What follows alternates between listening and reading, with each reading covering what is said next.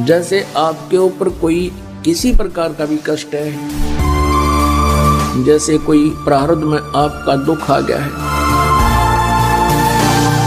और जिससे आप परेशान हो, आप यहाँ आ गए हो, परमात्मा अपने हिसाब से आपका वो बाधा दूर करेगा। ये वो समर्थ परमात्मा है, आपको एक सेकंड में सब सुख दे सकता है। लेकिन हमारी आदत खराब है कि हम सुखी होते ही भगवान भूल जाते हैं, और जब हमारे ऊपर आपदाएं आती हैं फिर हम भगवान की खोज करते हैं। अरे यहाँ सबको बचाएंगे, जो जो नाम ले रहे थे आपके सामने दिखा दूंगा, कितने रक्षा कर रहे परमात्मा, पल पल में कर रहे हैं। ऐसी ऐसी दुर्घटना सुनाते हैं बच्चे, ऐसी ऐसी परिस्थितियों में परमात्मा मदद करते हैं। अब प्रत्येक के साथ कर रहा है, वो पिछले जन्म के थे, अब ताजे और बना दिए हमने, अब इनसे भी साथ होगा भगवान, इनके प्रतिफल भी आपको देना शुरू कर देगा। हम मृत्यु नहीं चाहते, कंपलसरी होगी, वह तो बाई फोर्स होगी, लेकिन उस समय भी इच्छा रह जाएगी किसी ना किसी वस्तु में, तो फिर हम दोबारा फिर जन्म होगा। जहां आशा ताबासा होवे और मन कर्म वचन सुमरियो सोए। अब जहां आपकी आशा रह जाएगी वहीं आपकी फिर दोबारा जन्म हो जाएगा। तो यहां परमात्मा हमें क्या बताना चाहते हैं कि जैसे आपके ऊपर कोई किसी प्रकार का भी कष्ट है, जैसे कोई प्रारब्ध में आपका दुख आ गया है और जिससे आप परेशान हो, आप यहां आ गए हो, परमात्मा अपने हिसाब से आपका वो बाधा दूर करेगा। ये वो समर्थ परमात्मा है, आपको एक सेकंड में सब सुख दे सकता है। लेकिन हमारी आदत खराब है कि हम सुखी होते ही भगवान भूल जाते हैं, और जब हमारे ऊपर आपदाएं आती हैं फिर हम भगवान की खोज करते हैं। हमारी आदत बन गई है झाड़े फूंक करवाने की, हम हैबिचुअल हो गए हैं कि किसी पर कोई कष्ट हुआ, किसी ने जाके झाड़ा लगा दिया, बस झाड़ा लाने वाले को दे दिए 100 रुपये जो उसने मांगे, कुछ राहत मिल गई तो अच्छा है, नहीं तो वो अपने खुश हम अपने खुश, बस इतना काम है। लेकिन यहां ऐसा नहीं है, यहां आपका वो दीर्घ रोग काटा जाएगा जिसके लिए आपको रेगुलर ट्रीटमेंट की आवश्यकता पड़ेगी, और परमात्मा के दरबार में आने से जो इच्छाएं आपकी हैं वो तो सबतः पूर्ण होंगी। जैसे किसान गेहूं बीजता है, अपने आत्माओं आप इस तत्व ज्ञान से परिचित होजिए, इसलिए आपको रह रह कर बुलाया जाता है ताकि आपको इस ज्ञान से पूर्ण रूप से परिचित कराएं और आप फिर परमात्मा में रुचि रखें और विचलित ना हो। इसलिए आप जी को यहां बार बार बुलाया जाता है। अब परमात्मा के दरबार में आने से आपकी जो, जैसे किसान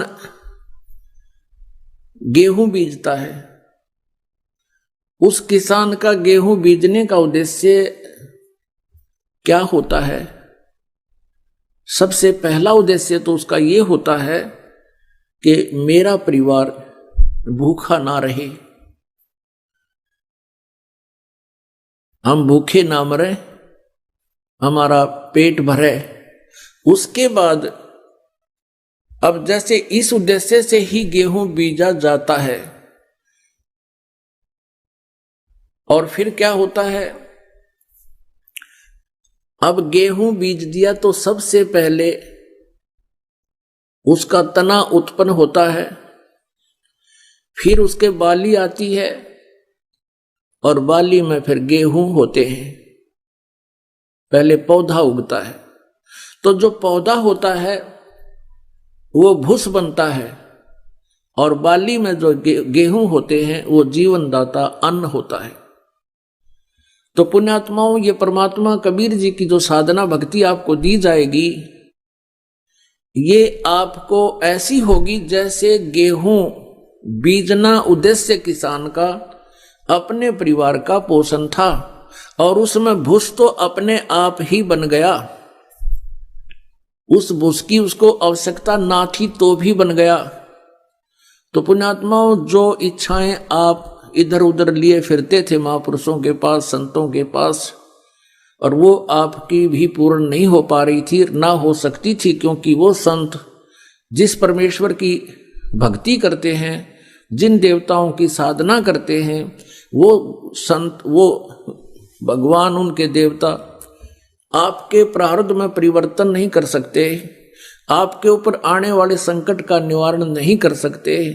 और आप वहां धनी बनने के लिए जाते थे या किसी कष्ट निवारण के लिए जाते थे, वहां आपको कोई लाभ नहीं हुआ और ना ही होना था। तो जैसे किसान का उद्देश्य गेहूं बीजना अपने परिवार का पोषण था और भूस का कमरा वैसे ही भर गया, जिसकी उसको इच्छा नहीं थी लेकिन तो भी मिल गया। पहले भूसा ही तैयार होता है। तो पुण्यात्माओं, आपका उद्देश्य यहां पर जन्म और मृत्यु का रोग कटवाना ही होना चाहिए।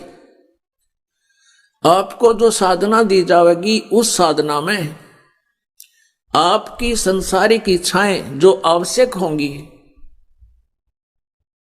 और आपके संकट निवारण तो उस भूस की तरह अपने आप ही, ना चाहते हुए भी परमात्मा वो निवारण करेगा और धन आपको ऐसे देगा जैसे उस गेहूं के भूस तो पहले ही तैयार होना शुरू हो जाता है।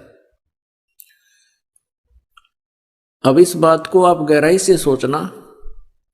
यदि कोई अनजान व्यक्ति गेहूं को परिपक्व ना होने दे और पशुओं के चारे के उद्देश्य से उसको कच्चे को काट काट कर चराना शुरू कर देता, खिलाना शुरू कर देता है,